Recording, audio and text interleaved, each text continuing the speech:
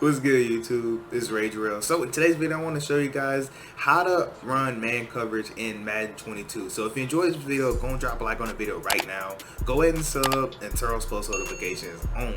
So like I said, I'll be showing you guys how to run man coverage in Madden 22.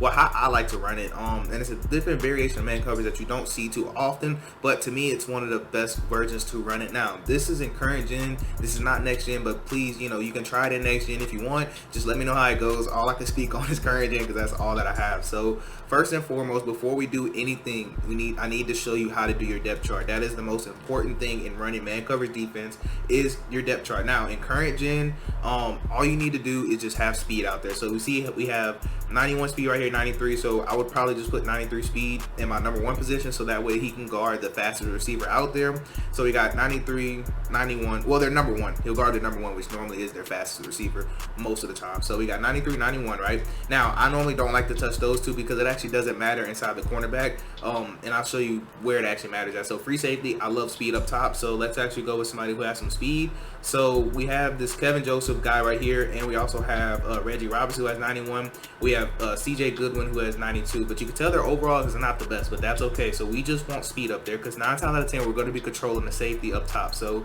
let's actually just take our 94 speed and just put him up top, right? So I normally like to take him, and I'll probably put him like right there. So see, we got 94 speed, and we still got Kazi right here with 87, just in case we might need to sub him in game, because if we was to put Kazi all the way down here, we would actually be able to lose the ability to sub him into the game, and we don't want that. We just want somebody faster up top. So we got Kevin Joseph 94 speed, and now 84. Obviously that's not going to cut it at all based on the defense we'll be playing. So let's just actually take see right here.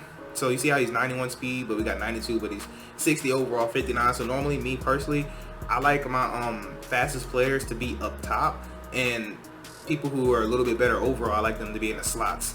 That's just normally how I like to do it. So let's just take him out because we know we'll never use 84 speed, and let's just go ahead and sub him right there. So we got 92 and we got 94 speed up top. Now, next thing you actually want to do is actually come to sub linebacker. So whatever safeties that you took out, you want to make sure you put them in. So you see right here, I got Malik Hooker, who's 89. We got Kazi, who's 87. So I'll probably take Hooker, put him up top because he has 89 speed. Now, Kewan Neal is actually used to be a safety, so he's fine right there. If you want to leave him in there, that's cool. But what I would probably do, since they actually have him as a linebacker, and I like safeties, I'll probably take Demonte Kazi and put him just like this. So, and like I said, you can interchange these two if you want. If you feel like Kewan Neal, because he hits hard, you could put him in there. So I don't know, you can play around with that, but really you just want two fast players right here in your sub linebacker positions. And now for slot cornerback, this is where we want our speed at. So let's actually go back to we have him in there, so we need Reggie Robinson, right? So let's go and put Reggie Robinson right here. And now Trevon Diggs, we don't need him right there. So let's actually go find somebody else who is fast too. And I believe the next fastest player is probably I believe it is Kazi actually. So we got 91, 97, 91, 87, and actually we have 89 speed right here. So let's actually go ahead and do it like this. So we'll put 89 speed right here. Oh, actually, hold on. We actually have Jordan Lewis. Okay, cool. So we'll do it like this. Since Jordan Lewis is actually higher overall, we'll do it like this. So we have 91, 89, and 89. Because a lot of times these three players will actually get in depending on what package that you are doing. So I had to spend a lot of time talking about the roster because that is the most important thing. Now, let's talk about formation. Now, I'm in a Dolphins defensive playbook, but again, you can use this for any playbook that you have. It'll work for any playbook, any 3-down lineman defense that you want. So I'm using dime 2-3-6 Sam because that's just what's in my playbook. So what I love to do is in this position right here or this position, I like to sub in somebody fast. So Parsons has actually 91 speed, I believe, so I like him right there. Now, I normally like to put my best player on the left side. That's just me personally, but you can interchange this if you want. So right here, I'd actually put and another thing you can do, you actually can put somebody athletic right here like Jalen Smith, so you can have the ability to kind of put these guys in zones as you want, and they can also rush the passer too. And I would just take DeMarcus Lawrence, so your best pass rusher, and put him in a D-tackle position, which is normally an end. So you can tell this is our defense. Look, we have Kewan Neal, who's a safety / linebacker. We have safety.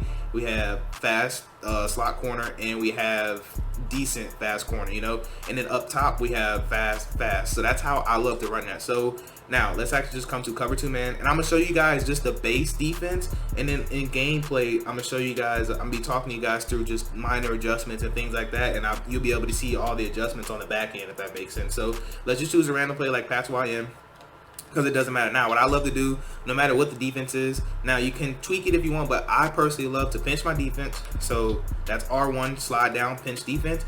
Now from here to whatever the strong side of the formation is, so this 3 receivers over here, this is considered the strong side. That's what I would consider the strong side in trips tight end. So I would actually take the person who's guarding, well, I'll take square or outside corner. You want to put them in a cloud flat, and you want to take this safety up here and actually man them up. Now you might be saying, "Real, why would you do that? Why won't you just leave them like this?" So the reason why is because you see this gap right here. We don't want that gap, so we don't want to get hit for a 1-play touchdown inside of that gap. So that's why we put him in a cloud. We'll go ahead and man him up, so that way with that gap is taken care of. Now we'll shade over the top so we don't get beat. Now from here, you want to double tap the right directional, select that linebacker. You see the linebacker blitzing. We don't actually need him blitzing, so I actually like to either put him in a mid read, or B, I like to put them in a hook curl. So it all depends on what they're doing, but I love to start off with my mid read because they actually play a lot of the crosser routes and they help carry it to where it's not so open. So that's why I really love the mid read. Now last thing I like to do is take one of these 2 players between square and X, and either A, throw them in a spy, or B, I may take them and put them in a vert hook, or I may take them and put them in a hard flat. So it all depends on what exactly they're doing. But as a base, this is my favorite setup right here. And like I said, I could also set it up this way to where we have this guy right here in the spy. So that's why you want 2 fast players that's rushing, because on this game it really doesn't matter. They're gonna shed regardless, so it doesn't really matter who you have out there. So this is my base defense. You're gonna see me use a different variation. I'll kind of explain why I use those different variations inside of the gameplay. So let's actually take this defense and actually go into game. All right, so just like I mentioned, man, we got the gameplay right here. Now I actually did score first, so that's why, you know, my opponent has the ball right here. So like I said, in my playbook I have 2-3-6 Sam, but you can do, you know, 3-3-5 normal. You can do just, you know, $3-2-6. So you know, you can do anything. So you see my opponent, I don't know if you can see because I'm not sure where I'm placed my face cam, but my opponent's coming out in gun Trey, which is a trips formation. So anytime we have trips, I like to do exactly what I told you guys in practice mode. I just didn't have enough time to show it now. That can unfortunately happen if you're not ready. So basically I was actually doing my adjustments, and it's kind of a lot, but you have to kind of practice them. But I was actually lagging, so it wouldn't let me set up everything correctly. But from this point forward, I do believe I'm actually able to set up everything that I want to. So you can tell this is just the base defense. Now this is good because if they run the ball when you pinch your defense, you actually will have pretty good run defense. But right there, that is one of the holes, and that's why I said you have to kind of adjust, and I'll show you that here in a little bit. But he is going to go ahead and run the ball. Now this is a completely different defense that I switched to for run defense, but you know, you kind of can't stop those fight forward animations. But right here, hopefully, dang, I still didn't get enough time to show you, but this guy right here, he was just ignorant, so he was just going to throw that no matter what. Somehow he still caught it though, but it's all right. So hopefully from here forward, I believe I'm able to show you all of my adjustments. So as you can see right here, we do have the mid read, we got our spy. So like I said, we're good. And when they run the ball, you just want to take your user and shoot straight down. Don't try to, you know, round it, just literally go straight. And a lot of times you actually will make that tackle. So right here is just how I knew he was going to be ignorant. I don't know how that's not a pick or a knockdown at the least, but regardless, that's fine.